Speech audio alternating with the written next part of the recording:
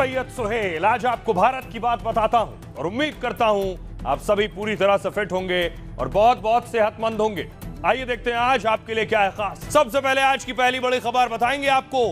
Iran का इंतकाम और अमेरिकी जेट गिरा दिए हैं ईरान ने एक दो नहीं बल्कि तीन अमेरिका के सबसे ताकतवर F-15 लड़ाकू विमान मार गिराए हैं। साथ ही सऊदी अरब की ऑयल रिफाइनरी पर अटैक कर दिया है। इसके अलावा ईरान ने इजराइल पर भी कई बड़े अटैक किए हैं। आपको बताऊंगा दोनों मुल्कों को कितना नुकसान हुआ है। अगली बड़ी खबर बात करेंगे हम। नेतन्याहू के दफ्तर तक ईरान की मिसाइल पहुंच गई है। नेतन्याहू कहां थे उस वक्त, क्या कर रहे थे, अभी नेतन्याहू कहां है और दफ्तर का हाल क्या, और खास तौर पर नेतन्याहू ने एनडीटीवी से एक्सक्लूसिव बातचीत की है। पूरी बातचीत में आपको सुनवाऊंगा। अगली बड़ी खबर बात करेंगे मोदी का नेतन्याहू को फोन। पीएम मोदी ने इजराइल के पीएम को फोन लगाया है। प्रधानमंत्री मोदी ने सऊदी के पीएम, यूएई के राष्ट्रपति, इन सबको फोन लगाकर फोन पर बात की है। दोनों के बीच क्या बात हुई आपको बताऊंगा। इसके बाद बात करेंगे ईरान अमेरिका पर फंस गए मुनीर। ईरान और इजराइल की जंग के बीच मुनीर कैसे फंस गए, कराची में और इस्लामाबाद में कैसे गोलियां चल रही हैं, अब क्यों ईरान कह रहा है कि वो पाकिस्तान पर भी बम गिरा सकता है। अगली बड़ी खबर बात करेंगे पाक का नूर खान बेस फिर तबाह। पाकिस्तान को एक तरफ ईरान का भी डर है, दूसरी तरफ अफगानिस्तान भी पाकिस्तान को मार रहा है और पाकिस्तान के नूर खान एयर बेस पर भी स्ट्राइक कर दी है अफगानिस्तान ने। इन तमाम खबरों पर करेंगे बात। आइए शुरू करें, उससे पहले हेडलाइन।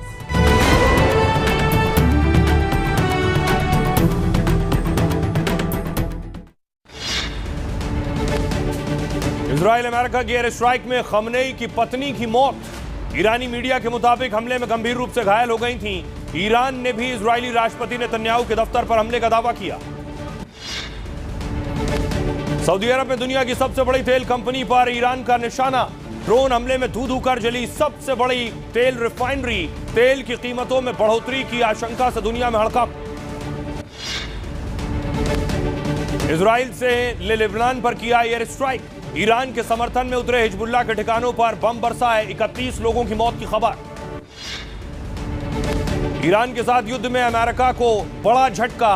अमेरिका ने माना कुवैत में गिरे उसके 3 F-15 ई फाइटर जेट, लेकिन कहा कुवैत ने गलती से गिरा दिए विमान।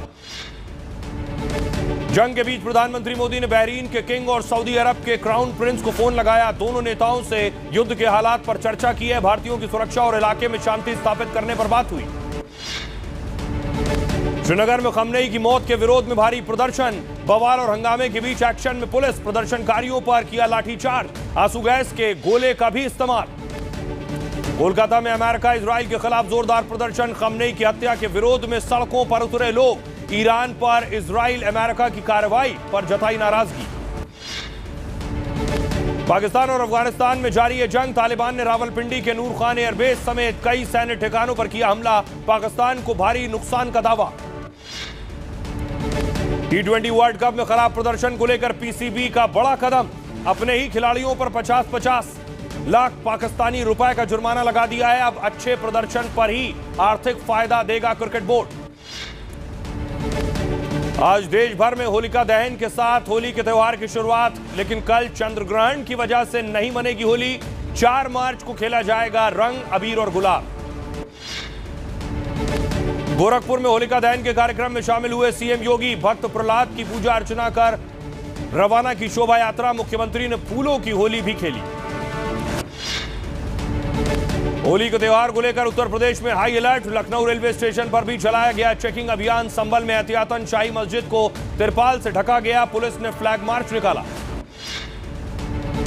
हिमाचल के मंडी में मनाया गया होली का त्योहार। सैकड़ों लोगों ने एक दूसरे को गुलाल लगाकर जश्न मनाया।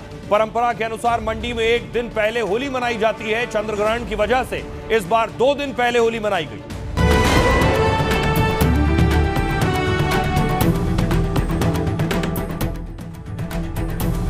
और आइए शुरुआत करने जा रहा हूं आज की पहली बड़ी खबर के साथ। और पहली बड़ी खबर, पूरी दुनिया में इस वक्त हलचल है, डर और खौफ है। ईरान का इंतकाम, 3 अमेरिकी जेट गिरा दिए। ईरान ने आज अपनी बैलिस्टिक मिसाइल दागी है। यह ईरानी मिसाइल का अटैक था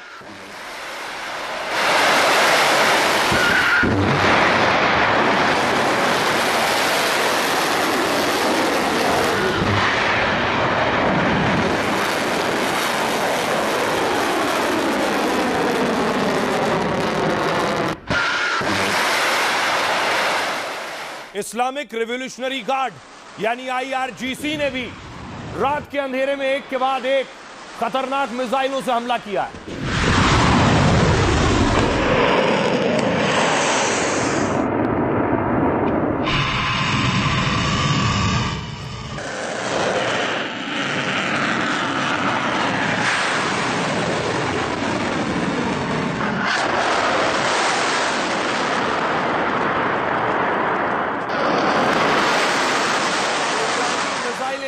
चाहे दिन का वक्त हो या रात का वक्त हो, हर वक्त ईरान अपनी मिसाइल दाग रहा है। दूसरी तरफ ईरान न सिर्फ इजराइल, दुनिया के दूसरे देशों पर, सऊदी अरब में ईरान ने मिसाइल दागी और ईरानी मिसाइल में देखिए कैसे सऊदी की सबसे बड़ी ऑयल रिफाइनरी, सबसे ज्यादा तेल जिस ऑयल रिफाइनरी से निकलता है वहां अटैक कर दिया है ईरान ने।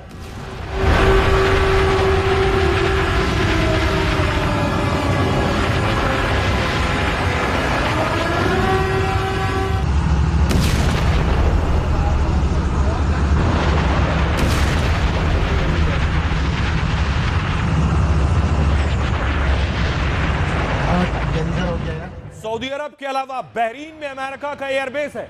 ईरान ने अमेरिकी एयरबेस पर अटैक कर दिया रात को। उस वक्त मिसाइल आसमान में थी।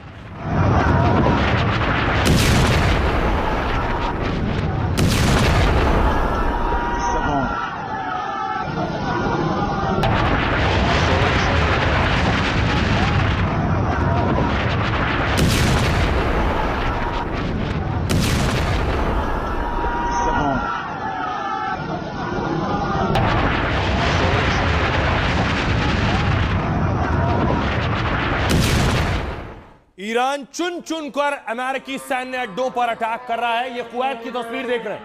कुवैत में ड्रोन से अटैक किया।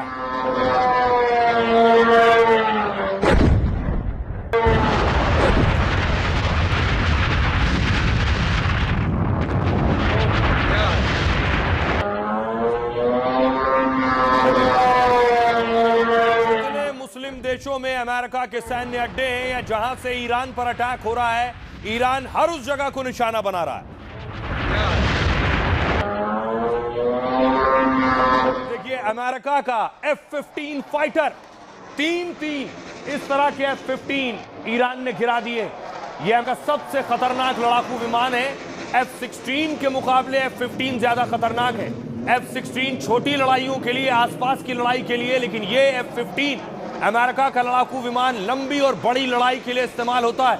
ईरान ने अमेरिका के ऐसे 3 लड़ाकू विमान गिरा दिए। ये देखिए F-15 कुवैत में गिराया है ईरान ने, पहला F-15।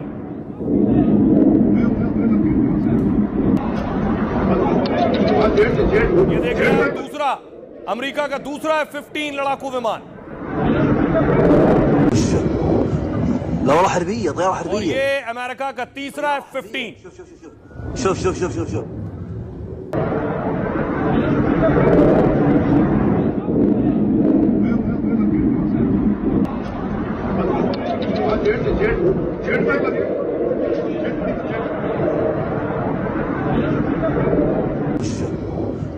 لا والله حربية، طيارة حربية، طيارة حربية. شوف شوف شوف شوف شوف شوف شوف شوف.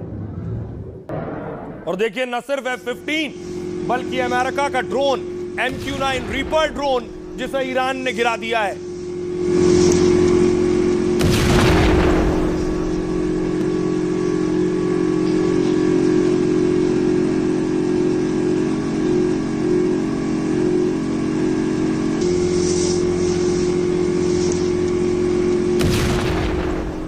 दूसरी तरफ देखिए जरा, ये इजराइल का हर्मीज ड्रोन है। हर्मीज ड्रोन भी तबाह कर दिया है।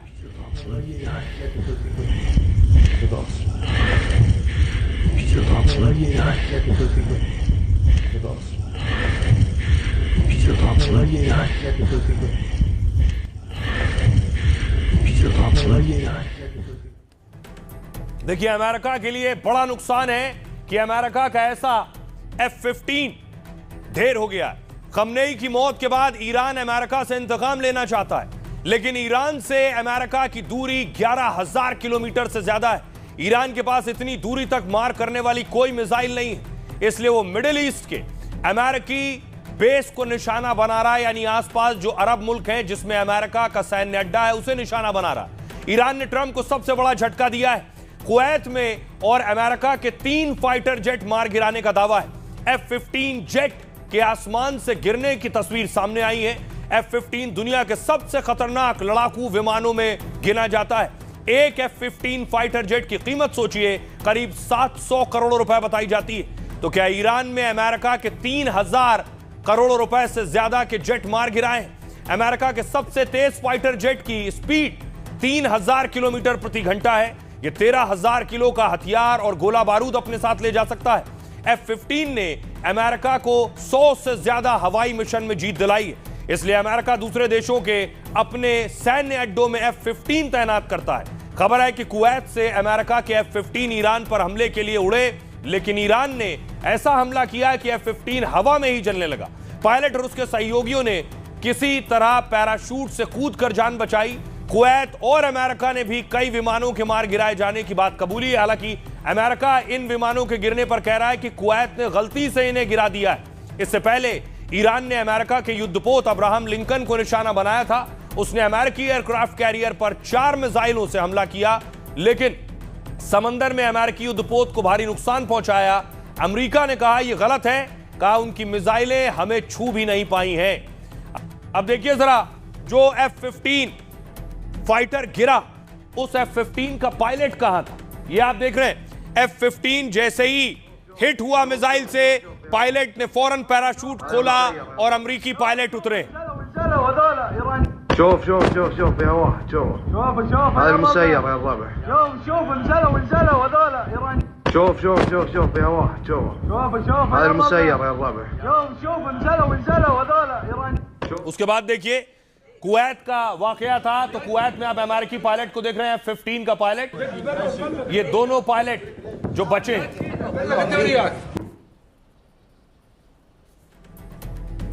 अब सुनिए जरा क्या कुछ कह रहे हैं डोनाल्ड ट्रंप और ईरान के विदेश मंत्री। हमने ईरान में IRGC के ठिकानों के साथ सैकड़ों जगहों पर हमला किया है। ईरानी डिफेंस सिस्टम को तबाह कर दिया गया है। ईरानी नौसेना के 9 शिप पूरी तरह ध्वस्त कर दिए गए। हम घायल सैनिकों के जल्द स्वस्थ होने की प्रार्थना करते हैं। जंग में 3 शहीद सैनिकों के परिवार के प्रति संवेदना जताते हैं। आने वाले समय में मृतकों की संख्या बढ़ सकती है। अगर उनका इरादा रिजीम को बदलने का है तो ये संभव नहीं है। खामनाई के शहीद होने का मतलब ये नहीं है कि रिजीम बदल जाएगी या फिर पॉलिटिकल सिस्टम बदल जाएगा। हमारा संविधान बहुत मजबूत है और इससे कोई खास फर्क पड़ने वाला नहीं है। अब देखिए, न सिर्फ बाकी देशों पर अटैक कर रहा है ईरान, बल्कि इजराइल पर भी हमले किए। ये देखिए, ईरान के यरूशलेम की तस्वीर है। यरूशलेम सबसे पवित्र पाक जगह मानी जाती है ईरान के लिहाज से।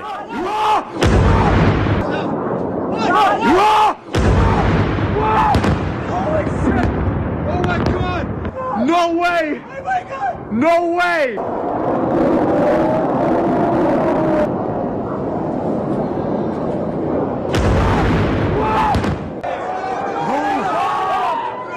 दरअसल ईरान के टारगेट पर इस वक्त नेतन्याहू है। ईरान जो मिसाइल से अटैक कर रहा है उसके टारगेट पर नेतन्याहू कहीं मिल जाएं और उन पर हमला कर दें।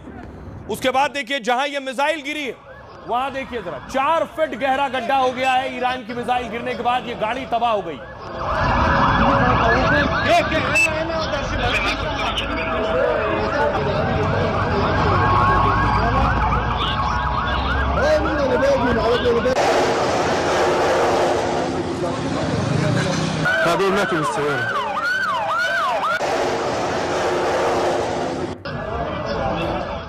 दूसरी तरफ नेतन्याहू स्थिति को समझ रहे हैं। नेतन्याहू भी बैठक ले रहे हैं। ये तस्वीर आप देख रहे हैं, जहां अटैक हुआ उसके बाद गाड़ियों का लंबा काफिला जेरूसलम में।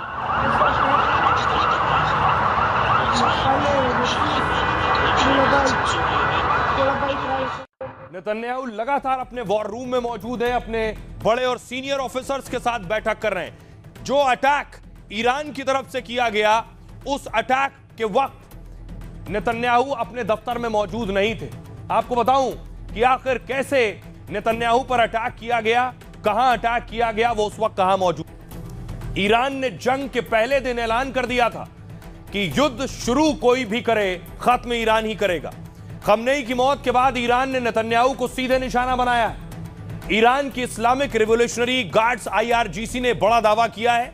कहा, हमने इजराइल के प्रधानमंत्री नेतन्याहू पर मिसाइलों से हमला किया। इस हमले के बाद से नेतन्याहू का कोई पता नहीं, वो गायब है। तो क्या IRGC इशारों में नेतन्याहू के मारे जाने का दावा कर रही? IRGC ने नेतन्याहू को क्रिमिनल प्राइम मिनिस्टर बताया है और कहा, हमने नेतन्याहू के सरकारी कॉम्प्लेक्स पर फोकस किया है। साथ ही हम जल्द ही इन हमलों की कामयाबी की पूरी और बड़ी जानकारी देंगे। तेल अवीव में नेतन्याहू के ऑफिस को अभेद्य किला माना जाता है। नेतन्याहू की सुरक्षा का जिम्मा शिन बेट जैसी एजेंसी संभालती है। नेतन्याहू पर कई बार हमले की कोशिश हुई है। उनके घर पर भी अटैक हो चुका है पहले, लेकिन कोई रॉकेट, कोई मिसाइल या हथियार कभी नेतन्याहू तक नहीं पहुंच पाया है।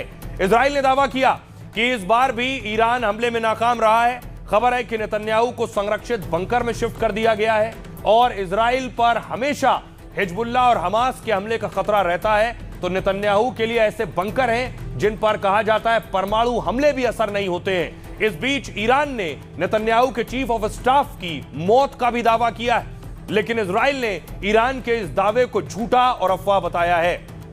इस बीच बड़ी खबर आ रही है, आपको बता दूं, बहुत बड़ी खबर यह है कि एनडीटीवी पर नेतन्याहू का पहला बयान आया है। एनडीटीवी दुनिया का पहला चैनल जिसने इस वॉर की स्थिति में नेतन्याहू से बात की है। एनडीटीवी वर्ल्ड एक्सक्लूसिव में पीएम मोदी ने कल नेतन्याहू से फोन पर बात की थी। समर्थन के लिए पीएम मोदी का धन्यवाद किया है नेतन्याहू ने। सुनिए जरा एनडीटीवी ने नेतन्याहू से बात की वो।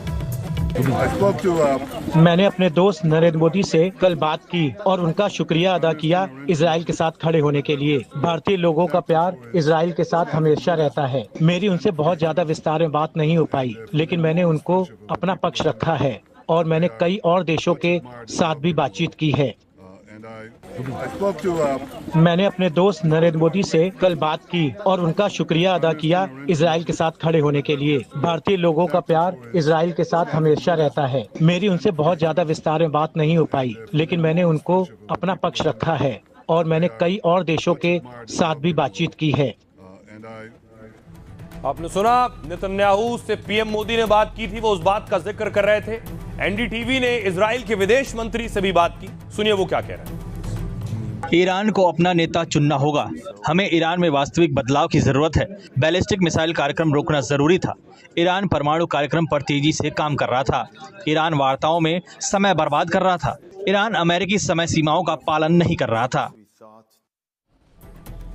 दूसरी तरफ ईरान चारों तरफ मिसाइल दाग रहा है, चाहे वो इजराइल हो या फिर दूसरे मुस्लिम देश। ये तस्वीरें मैं आपको दिखा रहा हूं। इराक में अमेरिकी एयरबेस पर हमला कर दिया है ईरान ने।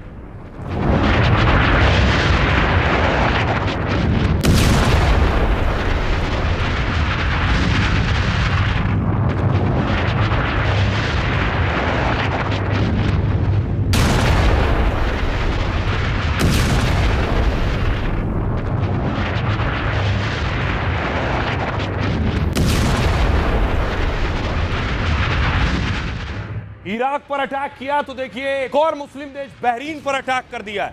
बहरीन में पोर्ट है सलमान पोर्ट, उस पर हमला किया ईरान ने।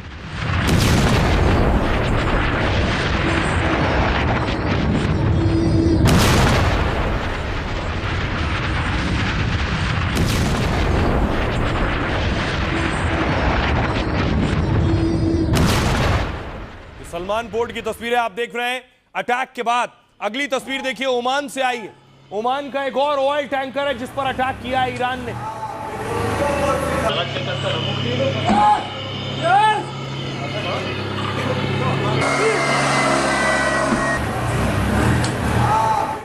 अब देखिए जरा, ईरान एक दो जगह नहीं, आसपास के सभी मुस्लिम देशों पर अटैक कर रहा है जहां भी अमेरिकी सेना मौजूद है। कौन सी जगह है वो जहां ईरान ने आज अटैक किया है? ईरान ने इजराइल पर अटैक किया। सबसे पहले इजराइल पर कई मिसाइलें दागी। उसके ठीक बगल में जॉर्डन है। जॉर्डन में अमेरिकी बेस है, वहां अटैक किया। इराक में अमेरिकी बेस है, ईरान ने वहां अटैक किया। इसके अलावा सऊदी अरब में सैन्य बेस है अमेरिका का, वहां अटैक किया। यूएई में, दुबई में अटैक किया ईरान ने। कतर में भी सैन्य बेस है, वहां अटैक किया है। कुवैत में अमेरिकी अड्डे हैं, वहां हमला किया है। बहरीन में अटैक किया ईरान ने, ओमान में भी अटैक किया है, ओमान के ऑयल वेसल पर अटैक किया है। इन सब जगहों पर ये देख रहे हैं आप, Israel, Kuwait, Bahrain, Oman, UAE, Qatar, Iraq, Saudi Arab, Jordan, Oman, इन सब जगहों पर एक के बाद एक अटैक किया है। अब मैं आपको बताऊं, साथ ही साथ कतर में भी जो अमेरिका के सैन्य बेस हैं उस पर कैसे हमला किया है वो तस्वीरें देखिए जरा। कतर पर लगातार ईरान अटैक कर रहा है, ये मुस्लिम देश भी गुस्से में है।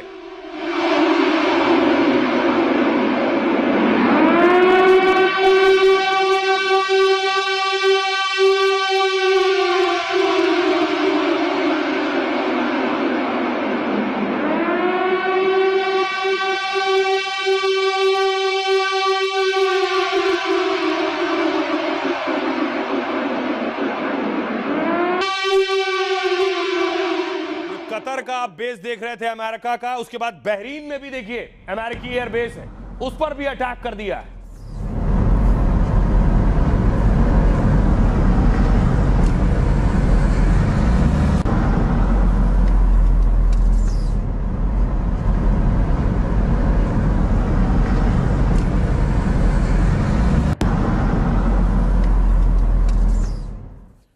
अब देखिए, ईरान इजराइल की जंग है और इंतकाम उन देशों से भी लिया जा रहा है जो मुस्लिम देश हैं। यूएई, दुबई और अबू धाबी समेत कई शहरों में ईरान ने अब तक बमबारी की है।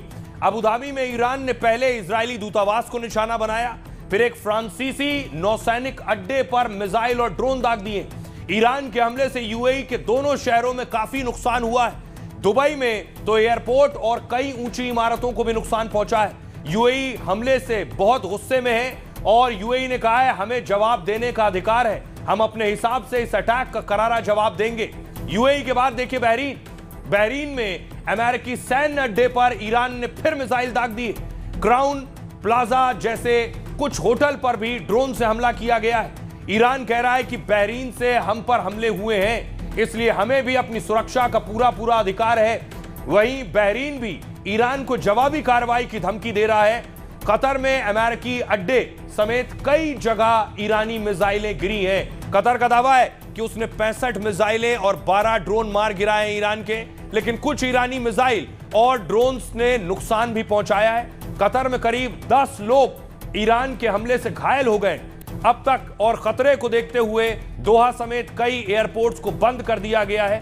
कतर में भारतीय मूल के भी लोग फंसे हुए और इस बीच कतर ने कहा है कि ईरान को हमले की कीमत चुकानी होगी, यानी ये मुस्लिम देश भी गुस्से में है। कुछ वक्त तो इन्होंने झेल लिया, अब इनका गुस्सा बढ़ रहा है। साइप्रस, ईरान ने ब्रिटिश एयरबेस पर भीषण हमला कर दिया। साइप्रस में ब्रिटिश पीएम ने ट्रंप की मदद का ऐलान किया था। साइप्रस के उसके बेस से अमेरिका ने ईरान को टारगेट किया था, तो ईरानी ड्रोन ने ब्रिटिश सैन्य अड्डे को नुकसान पहुंचाया है। दूसरी तरफ ओमान देखिए जरा, ओमान के पास एक तेल टैंकर पर हमला हुआ है। खबर है कि ओमान मध्यस्थता की कोशिश कर रहा था, वो बातचीत से हालात ठीक कराने की कोशिशों में लगा हुआ है, तभी ईरान ने टैंकर पर ड्रोन से हमला कर दिया है। टैंकर में 15 भारतीय भी थे, जिनमें एक की मौत की खबर आ रही है। ईरानी हमले से हॉर्मुज स्ट्रेट में जहाजों पर खतरा बढ़ गया है। जॉर्डन देखिए जरा, जॉर्डन पर कई मिसाइल और शाहिद ड्रोन से हमला किया गया है। 60 हमलों में से 50 को जॉर्डन ने हवा में ही नाकाम कर दिया है, लेकिन 10 हमलों से जॉर्डन को काफी नुकसान हुआ है और उसने कहा है कि हम खुद पर हुए हमले बर्दाश्त नहीं करेंगे। तो चारों तरफ से सबको हमला करना, सबसे दुश्मनी मोल लेने जैसी स्थिति में ईरान है। सुनिए जरा डिफेंस एक्सपर्ट टीपी त्यागी क्या कह रहे हैं। देखिए, इस युद्ध में ईरान ने मिडिल ईस्ट के कई देशों के ऊपर वहां हमले किए जहां अमेरिकन बेसिस थे, कतर हो, कुवैत हो, बहरीन हो, लेकिन उसने दुबई में भी हमले किए। दुबई में तो कोई मिलिट्री बेस नहीं है, लिहाजा दुबई ने ये कहा कि हम रिटेलिएट करेंगे। जैसे ही उसने ये कहा, सऊदी अरेबिया जो पहले अपना एयर स्पेस अमेरिका को ईरान के खिलाफ नहीं देना चाहता था, उसने कहा मैं अब अमेरिका के साथ हूँ। यानी जो और कंट्रीज हैं, हो भी सकता है कि वो इजराइल के साथ आ जाएं, जिसको वो नहीं चाहते थे। यानी कि एक बदलाव और एक बढ़ता हुआ दायरा भी। बढ़ता हुए दायरे का तो अंदेशा ये कि शायद महायुद्ध में ना बदल जाए। अब देखिए, ये अकेले मुस्लिम देश नहीं है। अब सऊदी अरब पर भी अटैक कर दिया है। सऊदी अरब में अच्छी खासी सिक्योरिटी है, अमेरिका देखता है। ये जो ऑयल रिफाइनरी है, सऊदी दुनिया में दूसरा सबसे बड़ा उत्पादक देश है वेनेजुएला के बाद, और सऊदी अरब पर देखिए उसकी सबसे बड़ी ऑयल रिफाइनरी जहां से सबसे ज्यादा तेल निकलता है, उस पर अटैक कर दिया ईरान ने।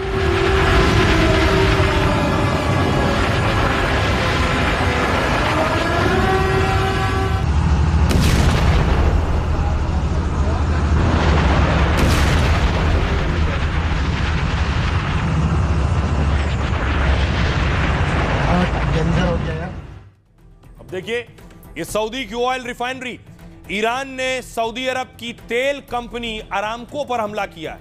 ईरान ने अरामको के रास तनुरा रिफाइनरी पर ड्रोन हमला किया है। यह जगह सऊदी की सबसे बड़ी ऊर्जा और तेल कंपनियों में से एक है।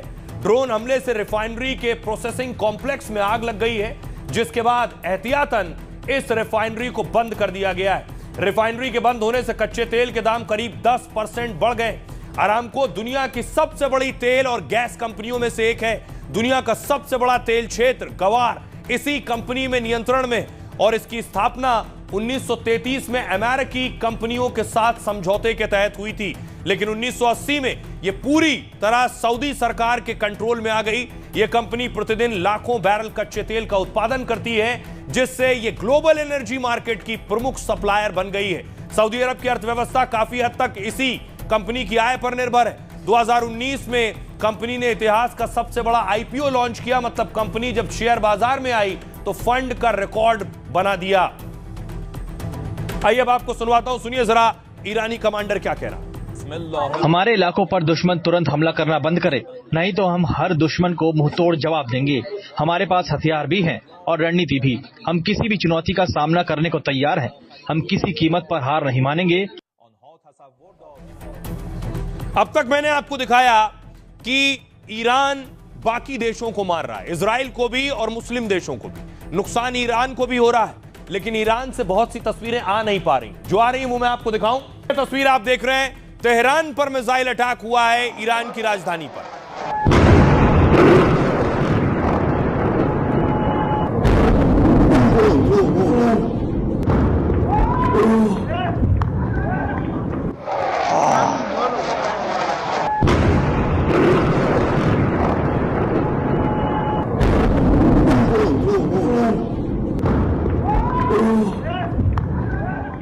इजराइल ने देखिए जो ईरान पर एक के बाद एक अटैक किए, ये इजरायली अटैक है।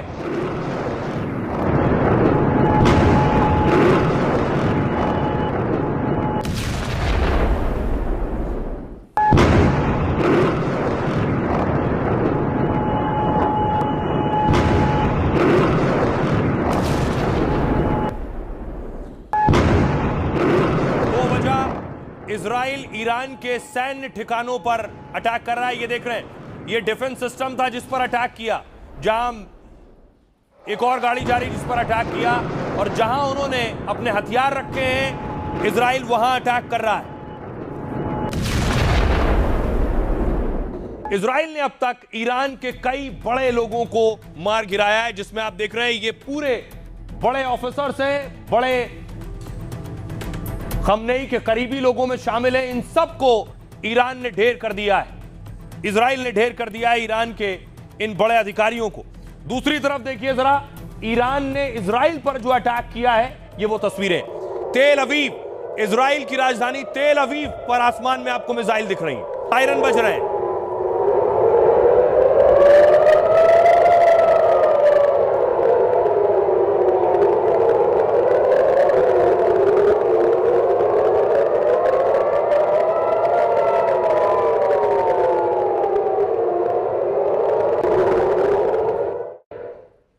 ईरान से बहुत सी तस्वीरें ना आने के पीछे वजह ये कि बहुत से टीवी चैनल्स काम नहीं कर रहे हैं, इंटरनेट काम नहीं कर रहा है।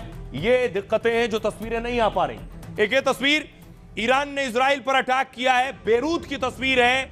इजराइल के बेरूत पर यह पूरी इमारत तबाह हो गई है, गाड़ियां ध्वस्त हो गई हैं।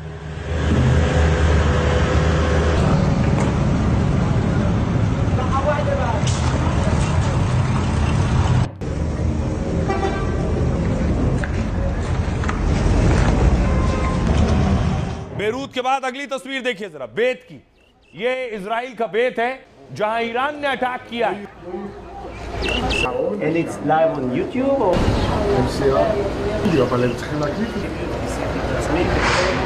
ממש כאוס. האמת שאנחנו נראה מאוד ללמוד שם ולפעמים הוא הולך לכאן. अब देखिए जरा दोनों देशों को कितना नुकसान हुआ है। ईरान को खमनेई की पत्नी की हमले में मौत हो गई है, खबर यह मिल रही है। जब अटैक खमनेई पर हुआ उस हमले में पत्नी बहुत गंभीर रूप से जख्मी थी, उनकी मौत हो गई। नतांज न्यूक्लियर फैसिलिटी पर भी हमला हुआ है। 1000 से ज्यादा ठिकानों पर हमले किए हैं ईरान में। शुरुआती 30 घंटे में 2000 से ज्यादा बम गिराए गए हैं। अब तक 555 लोगों की मौत, 700 से ज्यादा लोग घायल हुए हैं। एक स्कूल पर मिसाइल गिरने से 180 छात्राओं की मौत हुई है। 48 बड़े ईरानी नेता मारे गए हैं। 40 प्रमुख सैन्य कमांडर ढेर हुए। तो ईरानी युद्धपोत डूब गए हैं। नौसेना का मुख्यालय तबाह हो गया है, यह अमेरिका ने दावे किए हैं। दूसरी तरफ जो ईरान का दावा है और अमेरिका इजराइल का नुकसान है, मिडिल ईस्ट के 27 अमेरिकी सैन्य ठिकानों पर हमला हुआ है। 20 से ज्यादा ठिकानों को भारी नुकसान हुआ है। ईरान का दावा है 500 अमेरिकी सैनिकों को मार दिया है। ट्रंप ने कहा है कि हमारे 3 सैनिक मारे गए, 4 घायल हैं। तेल अवीव, हाइफा और यरूशलेम में लगातार धमाके हो रहे हैं। इजराइल की 100 से ज्यादा इमारतों को नुकसान पहुंचा है अब तक। यह नुकसान अमेरिका और इजराइल का हुआ। इजराइल में 10 की मौत हुई है, 150 से ज्यादा लोग घायल हुए हैं। सुनिए जरा अमेरिकी राष्ट्रपति डोनाल्ड ट्रंप क्या कह रहे हैं इस पे। मैं एक बार फिर से ईरान की IRGC से अपील करता हूं कि आप सरेंडर करें या मरने के लिए तैयार रहें। ये युद्ध जारी है और तब तक जारी रहेगा जब तक हम अपने ऑब्जेक्टिव को कंप्लीट नहीं कर लेते। अब देखिए जरा, अब सवाल यह है कि दोनों देश अपने खतरनाक हथियारों का इस्तेमाल कर रहे हैं जिसमें भारी नुकसान हो रहा है। कौन से वो हथियार हैं जो इतने घातक और जानलेवा हैं? ये तस्वीर मैं आपको दिखाऊं, सीरिया की तस्वीर है। इजराइल ने सीरिया में ईरानी ड्रोन गिरा दिया है।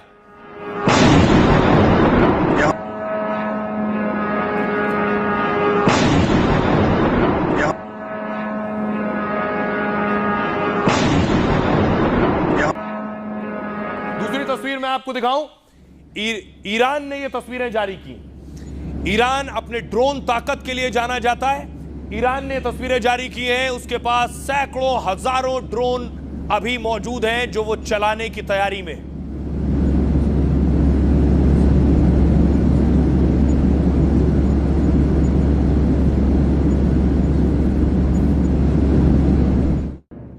अब देखिए जरा ईरान के पास कौन कौन से खतरनाक हथियार हैं जिनका वो अब तक इस्तेमाल कर रहा है इजराइल के खिलाफ और दूसरे मुस्लिम देशों के खिलाफ। सबसे पहले देखिए जरा, यह है शाहेद ड्रोन। ईरान के पास दुनिया का सबसे खतरनाक हमलावर ड्रोन है ये शाहेद। 136 ड्रोन यूक्रेन में तबाही मचा चुका है। मिडिल ईस्ट में अमेरिकी ठिकानों पर तबाही मचा रहा है इस वक्त, और इसकी स्पीड 200 किलोमीटर और रेंज 2000 किलोमीटर तक है। ईरान के पास ऐसे 80,000 से ज्यादा खतरनाक ड्रोन है। ईरानी ड्रोन की लागत कम और असर बेहद खतरनाक होता है। 18 लाख का ड्रोन और अमेरिका के 800 करोड़ के जेट को ढेर कर दिया है। ईरान की कोशिश है कि जंग लंबी खिंचे तो अमेरिका को काफी नुकसान हो।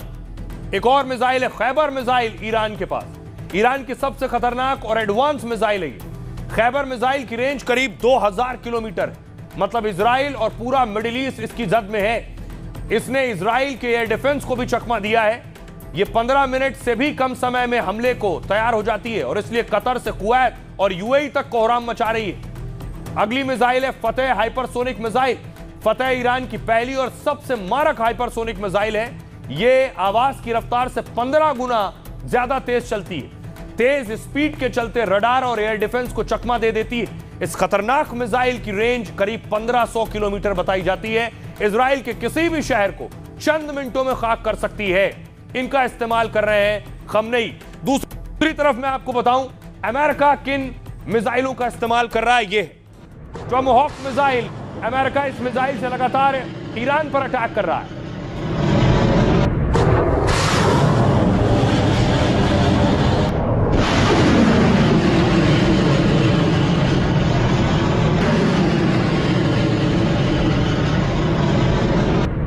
और इस मिसाइल के अलावा अमेरिका ने B-2 बॉम्बर भी उतार दिया है। B-2 बॉम्बर से ही बंकर बस्टर बॉम्ब दागा जाता है।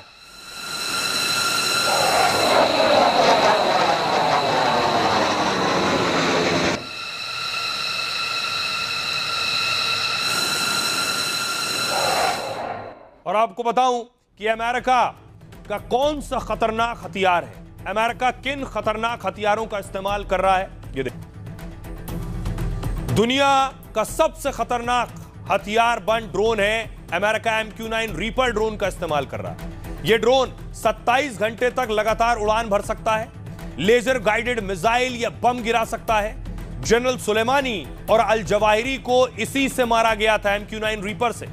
ईरान के टारगेट पर सटीक हमले में इस्तेमाल किया जा रहा है B-2 बॉम्बर। यह दुनिया का सबसे एडवांस बम वर्षक विमान है। यह रडार से बचकर बहुत दूर तक उड़ सकता है। साथ ही इसकी रेंज 12,000 किलोमीटर तक बताई जाती है। खतरनाक बम लेकर चलता है और सटीक हमला करता है। पिछले साल ईरान के परमाणु अड्डों पर भी हमला किया था इसने। इस बार खमनेई का खात्मा अमेरिका ने इसी बॉम्बर से किया है। ईरान के अंडरग्राउंड मिसाइल ठिकानों को भी तबाह किया है इसने। यह है टोमाहॉक मिसाइल। अमेरिका की यह मिसाइल ब्रह्मोस से भी खतरनाक मानी जाती है। जमीन से बहुत कम ऊंचाई, करीब 50 मीटर की ऊंचाई पर भी उड़ सकती है। इसमें ऐसा सिस्टम लगा है कि रडार को अंधा कर देती है। 2500 किलोमीटर दूर से हमला हो तो भी एकदम सटीक वार करती है। युद्धपोत या पनडुब्बी से दागी जाने वाली खतरनाक मिसाइल है ये। ईरान के परमाणु ठिकानों को पहले भी निशाना बनाया है इस मिसाइल ने, और इस बार भी मिडिल ईस्ट के सैन्य अड्डों से इसे दागा जा रहा है और तेहरान से लेकर पूरे ईरान में तबाही मचा रही है टोमाहॉक। सुनिए जरा, अब क्या होने वाला है आने वाले वक्त में। जो हालात बने हुए हैं, क्या युद्ध 1 हफ्ता चलेगा, 2 हफ्ता चलेगा, कब तक चलेगा कोई नहीं जानता।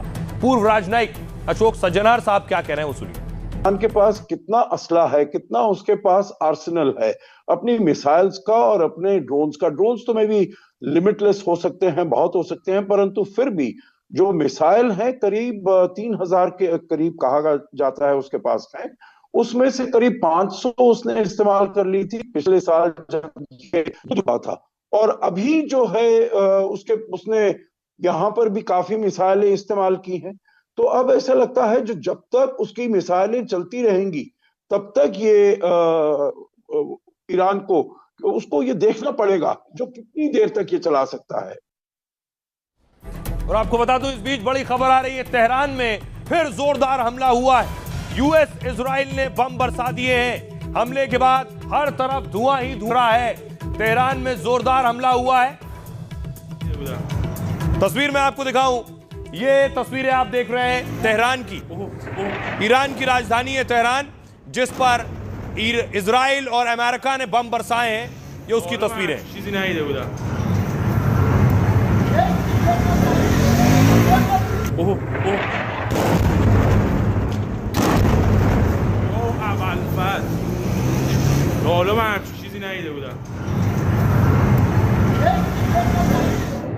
एक और बड़ी खबर इस बीच, लेबनान पर हमले की ताजा तस्वीर आई है। इजरायली हमले की ताजा तस्वीर, हिजबुल्लाह के ठिकानों पर हमले की तस्वीरें हैं। यानी इजराइल कई मोर्चों पर लड़ाई शुरू कर चुका है। हिजबुल्लाह जो लेबनान में है वो अटैक कर रहा था, इजराइल ने अब हिजबुल्लाह पर अटैक किया है। हिजबुल्लाह के ठिकानों की तस्वीर ये आप देख रहे हैं। बड़ा अटैक, बड़ा हमला किया गया है इजराइल की तरफ से हिजबुल्लाह के अड्डों पर।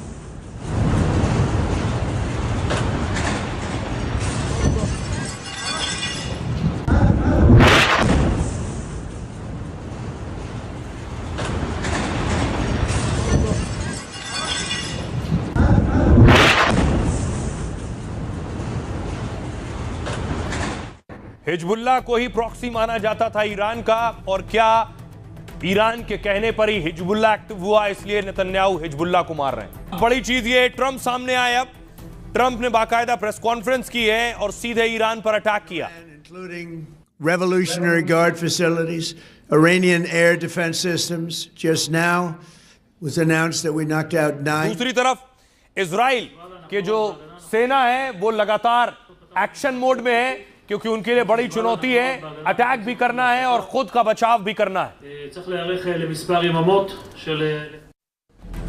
अब देखिए जरा क्या कुछ कह रहे हैं ट्रंप और क्या कह रहा है ईरान। ईरान ने कहा अमेरिका से बातचीत सकारात्मक दिशा में आगे बढ़ रही थी। जब समझौते के करीब थे तभी अमेरिका ने जंग की शुरुआत कर दी। हम अमेरिका के साथ परमाणु समझौते के बेहद करीब थे, लेकिन बातचीत की मेज को ही ट्रंप ने बम से उड़ा दिया। ट्रंप की सनक ने एक पूरे इलाके को जंग में ढकेल दिया है। अमेरिका जो कर रहा है वो आक्रामकता और अपराध का काम है, और हम जो कर रहे हैं वो आत्मरक्षा का काम है। तेहरान बिना किसी समझौते के इसका जवाब देगा। वैसे ईरान हमेशा बातचीत के लिए तैयार रहा। ईरान का रिकॉर्ड कूटनीति के मामले में काफी अच्छा है, लेकिन अमेरिका का रिकॉर्ड बहुत खराब और नकारात्मक रहा है। ईरान शुरू से लड़ाई नहीं, बातचीत से समस्या का हल चाहता रहा है। ट्रंप ने कहा अमेरिका को आखिरी लक्ष्य हासिल करने तक ईरान पर हमले जारी रहेंगे। जरूरत पड़ी तो 4 से 5 हफ्ते तक हमला जारी रख सकते हैं। हमारे पास बहुत गोला बारूद है, इसलिए ज्यादा मुश्किल नहीं होगी। दुनिया भर के अलग अलग देशों में हमने गोला बारूद रखा हुआ है। अभी भी मौका है कि ईरान की एलीट फोर्स अपने हथियार डाल दे। यह युद्ध किसी सरकार को गिराने के लिए नहीं था। ईरान झूठ बोलकर परमाणु बम बना रहा था और धोखा दे रहा था। हमने जंग शुरू नहीं की, लेकिन हम इसे खत्म करेंगे, वो भी अपनी शर्तों पर। और इस बीच बड़ी खबर आ रही है, आपको बता दें, अमेरिकी राष्ट्रपति ट्रंप का बयान आया है। वो कह रहे हैं बिग वेव अभी नहीं आई है और बड़ा अभी होने वाला है। मैं नहीं चाहता ये युद्ध लंबा चले, हम उनकी जमकर धुलाई कर रहे हैं, ट्रंप कह रहे हैं।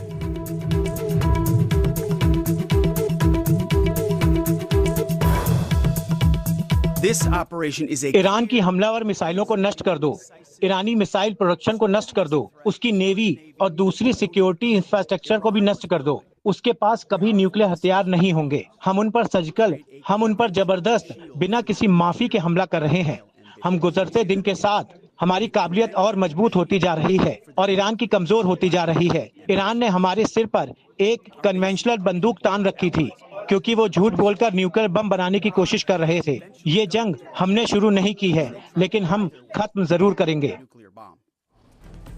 अब देखिए जरा, दूसरी तरफ जो कुछ हो रहा है पूरी दुनिया में, भारत भी देख रहा है, पीएम मोदी भी देख रहे हैं। पीएम मोदी ने कल फोन उठाया और कई राष्ट्राध्यक्षों को फोन लगाया जो हमले झेल रहे हैं। सबसे पहले उन्होंने इजराइल के पीएम नेतन्याहू से बात की। मोदी ने इजरायली पीएम नेतन्याहू को फोन लगाया, उनसे बात की। खमनेई की मौत और ईरान के हमलों के बीच ये बातचीत हुई है। पीएम मोदी ने कहा दुश्मनी को जल्द खत्म करने की जरूरत है। मोदी ने हाल के घटनाक्रम को लेकर भारत की चिंताएं जताई। पीएम ने आम नागरिकों की सुरक्षा पर जोर दिया है। इसके बाद पीएम ने यूएई के राष्ट्रपति से फोन पर बात की है। मोदी ने यूएई के साथ भारत की एकजुटता दिखाई। यूएई के राष्ट्रपति मेरे भाई शेख मोहम्मद बिन जायद अल नहयान ने कहा यूएई पर हुए हमलों की कड़ी निंदा की है। इन हमलों में हुए जानमाल के नुकसान पर दुख जताया गया है। भारत इस मुश्किल समय में यूएई के साथ एकजुटता से खड़ा हुआ है। यूएई के रहने वाले भारतीय समुदाय का ख्याल रखने के लिए कहा है, जो यूएई में रहते हैं भारतीय। यूएई के राष्ट्रपति का भी धन्यवाद किया है। हम तनाव कम करने, शांति, सुरक्षा और स्थिरता का समर्थन करते हैं। इजराइल अमेरिका के हमले के बाद ईरान ने पलटवार किया था। यूएई में दुबई समेत कई जगहों पर मिसाइल ड्रोन दागे गए, जिससे यहां रह रहे भारतीयों की सुरक्षा को लेकर चिंता बढ़ गई थी। इसके बाद सऊदी अरब के क्राउन प्रिंस मोहम्मद बिन सलमान से पीएम मोदी ने बात की है। इसके साथ ही पीएम मोदी ने बहरीन के किंग से भी फोन पर बात की। दोनों देशों पर ईरान के हमलों की मोदी ने निंदा की है। साथ ही दोनों देशों में रह रहे भारतीयों की सुरक्षा पर भी बात हुई है। खाड़ी देशों और मिडिल ईस्ट में करीब 90 लाख भारतीय मौजूद हैं। सुनिए जरा इजराइल के एम्बेसडर क्या कह रहे हैं। भारत हमारी स्थिति अच्छी तरह जानता है। पीएम मोदी इजराइल में थे, तब हमें नहीं पता था कि ऑपरेशन होने वाला है।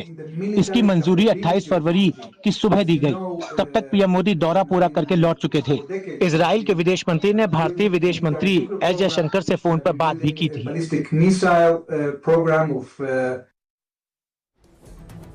अब देखिए, अब सवाल यह है, प्रधानमंत्री मोदी ने सबसे बात की, लेकिन दूसरी तरफ दुनिया के बाकी नेता भी देख रहे हैं। कुछ नेता ईरान के साथ हैं, कुछ नेता इजराइल के साथ हैं। पुतिन बार बार दोहरा चुके हैं ये जंग गलत है, जंग रुकनी चाहिए, बातचीत होनी चाहिए। जर्मनी जंग में उतरने को तैयार है। जरा ईरान के खिलाफ जंग में जर्मनी शामिल हो सकता है।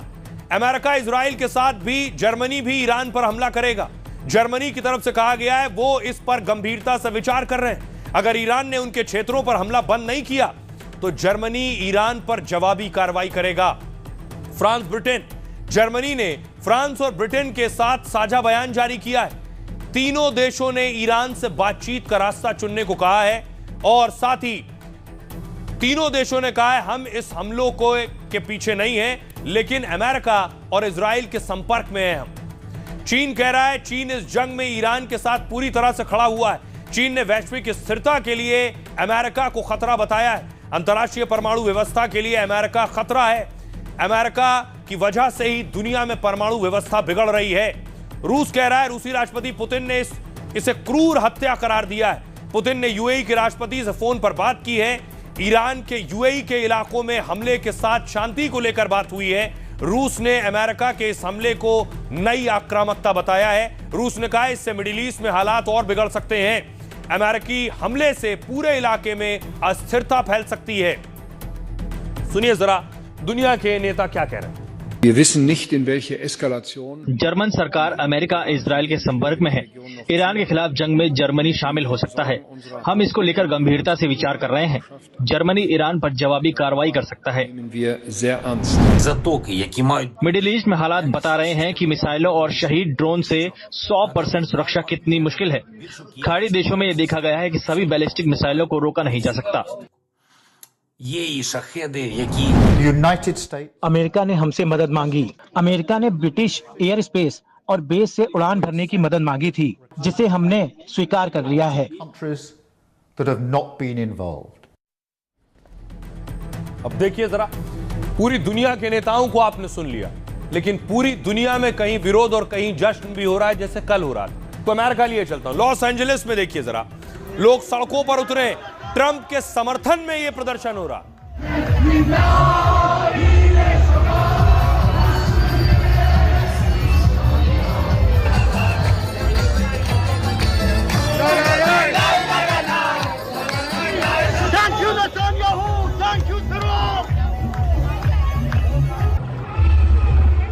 Thank you Trump. दूसरी तरफ बगदाद में देखिए जरा, इराक के बगदाद में गोलियां चल गई हैं, आंसू गैस के गोले चल गए।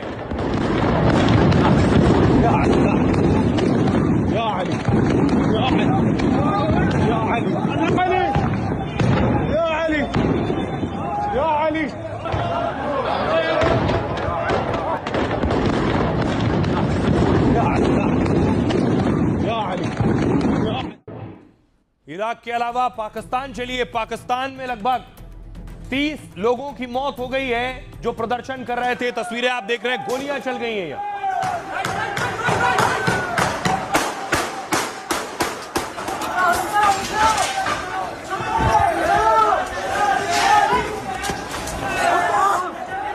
जाओ आगे जाओ, आगे जाओ।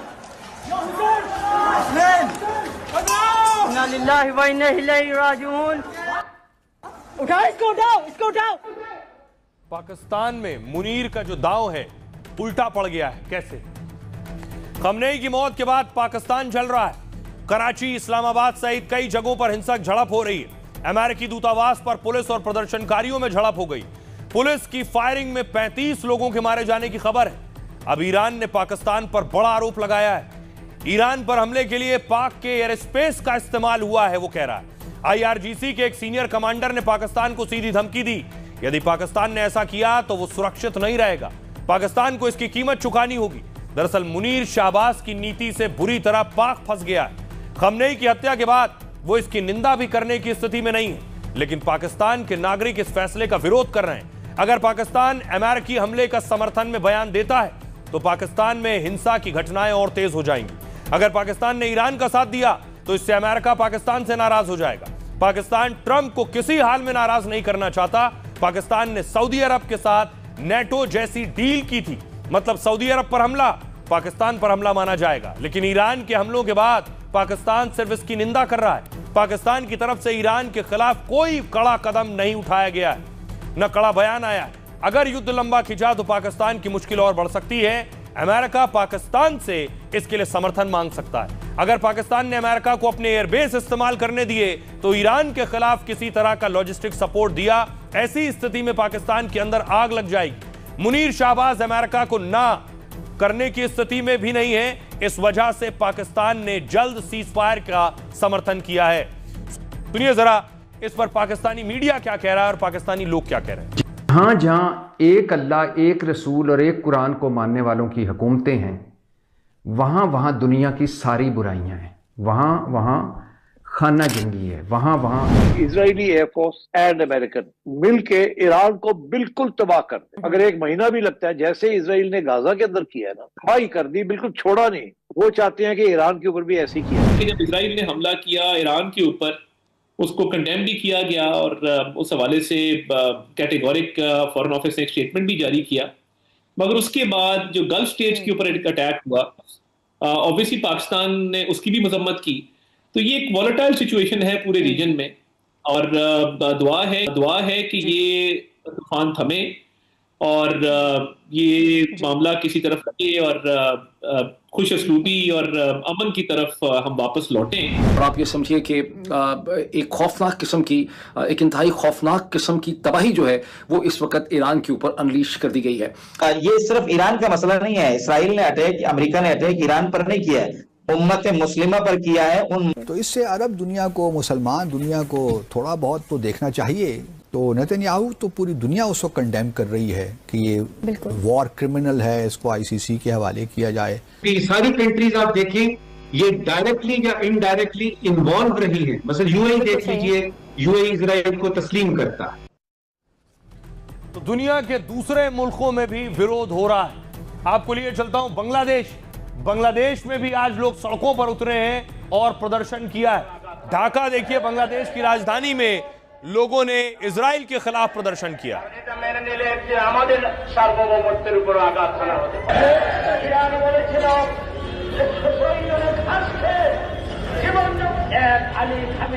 दूसरी तरफ भारत में जम्मू कश्मीर में श्रीनगर में भी प्रदर्शन हुआ है, जहां शिया बहुल इलाके हैं, वहां इस तरह के प्रोटेस्ट हो रहे हैं।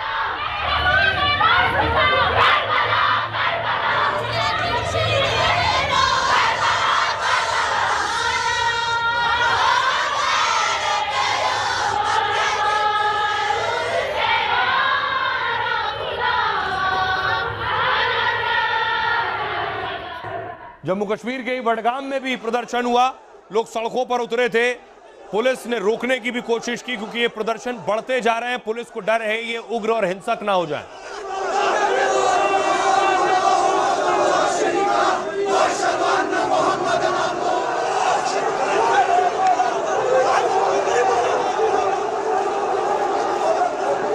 और वही हुआ, भीड़ और सुरक्षा बलों में झड़प हुई। उसके बाद लोगों को खदेड़ना पड़ा क्योंकि इस तरह के प्रदर्शन कब हिंसक रूप ले ले कोई नहीं जानता।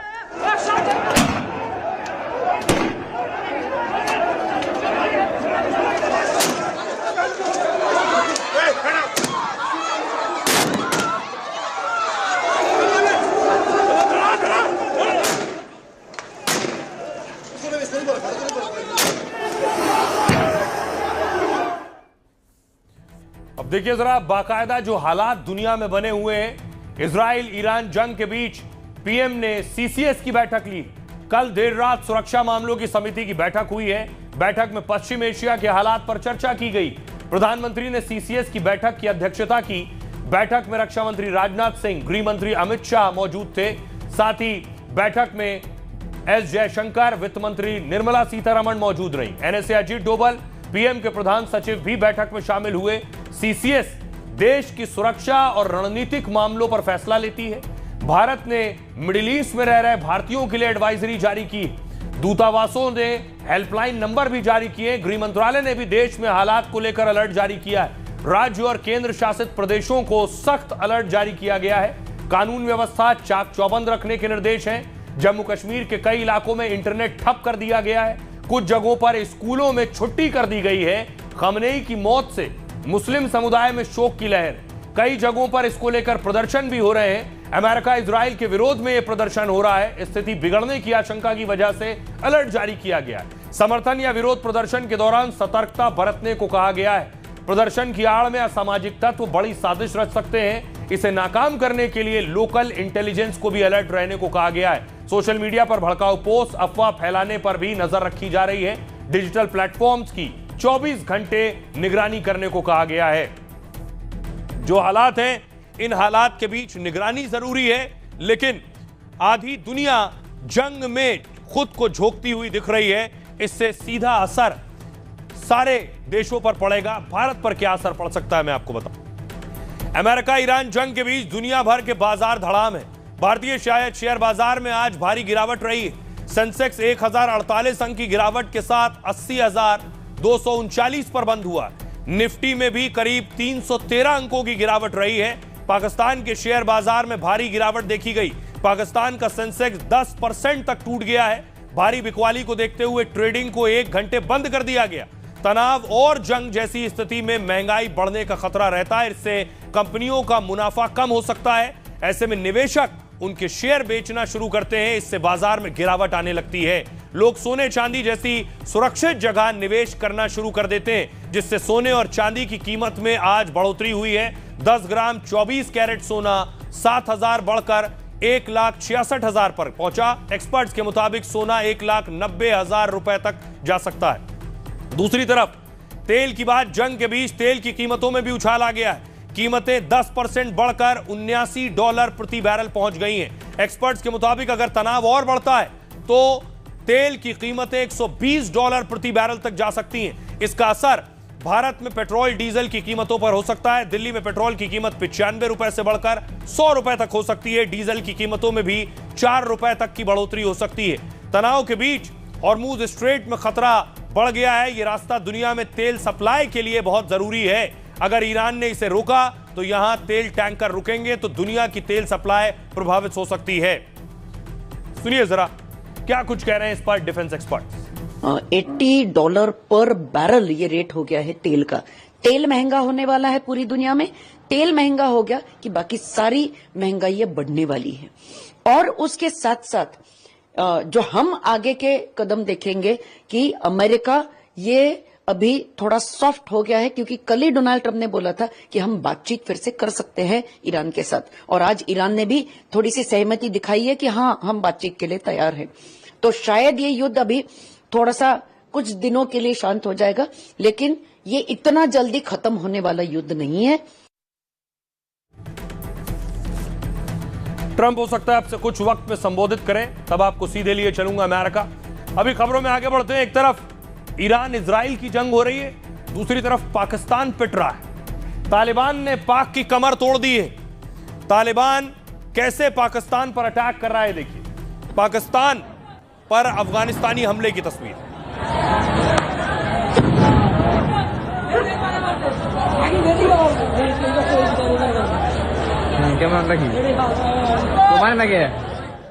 अफगानिस्तान की तरफ से पाकिस्तान पर ताबड़तोड़ फायरिंग भी हो रही है, गोले भी दागे जा रहे हैं।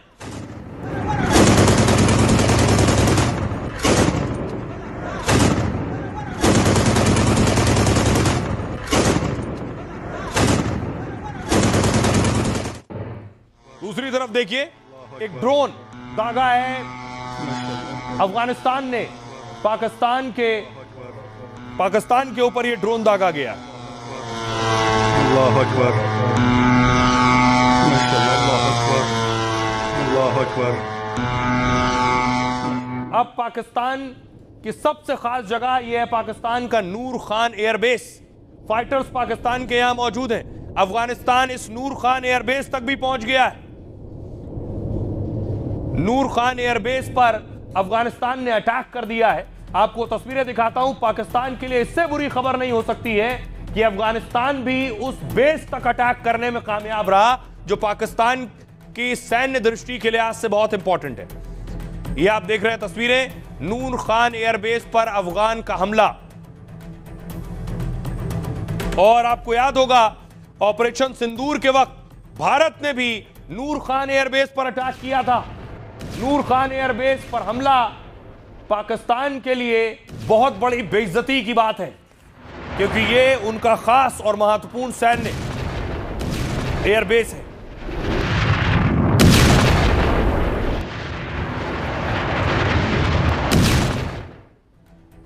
डूरन रेगा पर अफगानिस्तान पाक के बीच जंग लगातार जारी है। तालिबान प्रशासन ने पाकिस्तान में बड़े हमले का दावा किया। तालिबान ने रावलपिंडी के नूर खान एयरबेस पर हमला कर दिया। यह बेस पाक आर्मी हेडक्वार्टर और पीएम ऑफिस से सोचिए सिर्फ 25 किलोमीटर दूर है। ये वही एयरबेस है जिसे ऑपरेशन सिंदूर में भारत ने निशाना बनाया। भारत के हमले में नूर खान एयरबेस को काफी नुकसान पहुंचा था। ऑपरेशन सिंदूर के 4 महीने बाद यहां मरम्मत का काम शुरू हुआ। यह एयरबेस पाक वायुसेना के प्रमुख रहे नूर खान के नाम पर बना था। यह पाक एयरफोर्स का सबसे बड़ा और महत्वपूर्ण बेस माना जाता है। यहां फाइटर जेट्स, ट्रांसपोर्ट प्लेन और गोला बारूद के गोदाम है।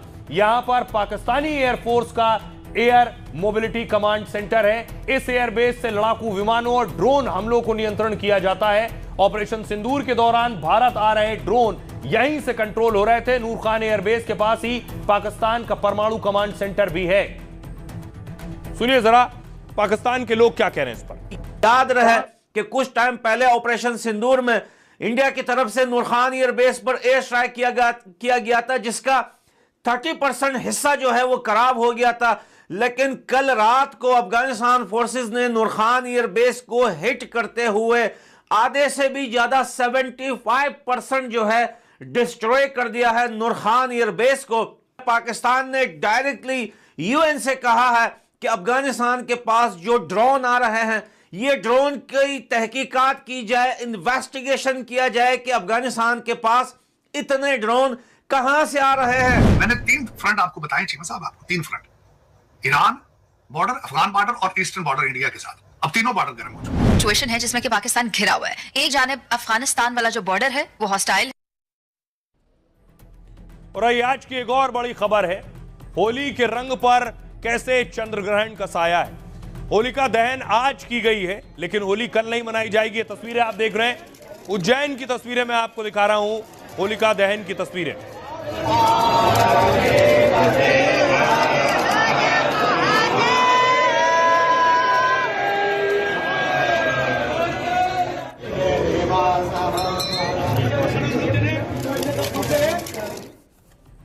अब देखिए मैं आपको बताऊं क्या वजह है कि होलिका दहन आज हुई। कल 3 मार्च को दोपहर 3:20 पर चंद्र ग्रहण की शुरुआत होगी और शाम 6:46 पर यह ग्रहण समाप्त हो जाएगा। इस साल के पहले चंद्र ग्रहण की अवधि 3 घंटे 27 मिनट की रहेगी। चंद्र ग्रहण से 9 घंटे पहले सूतक शुरू हो जाता है, इसलिए सुबह 6:20 से सूतक काल प्रभावी होगा और यह सूतक काल चंद्र ग्रहण के खत्म होने के साथ ही खत्म होगा। शास्त्रों के मुताबिक सूतक काल में शुभ मांगलिक कार्य नहीं किए जाते। सूतक काल लगते ही मंदिरों के द्वार भी बंद कर दिए जाते हैं ताकि कोई प्रतिमा या पवित्र वस्तु को स्पर्श न कर सके। इसी वजह से कल देश के ज्यादातर मंदिरों के कपाट बंद रहेंगे। चंद्र ग्रहण की वजह देश भर में आज ही होलिका दहन हो जाएगी और इसी वजह से ही होलिका दहन के बाद कल रंग नहीं खेला जाएगा। इसलिए होली पर रंगों का त्योहार एक दिन बाद यानी 4 मार्च को अब मनाया जाएगा। यह वजह है कि होलिका आज ही दहन कर ली गई है, अब कल नहीं परसों यानी 4 तारीख को होली मनाई जाएगी। बहरहाल फिलहाल आज के लिए इतना ही। आप अपना और अपनों का बहुत बहुत ख्याल रखिए। रुक रहे हैं एक छोटे से ब्रेक के लिए।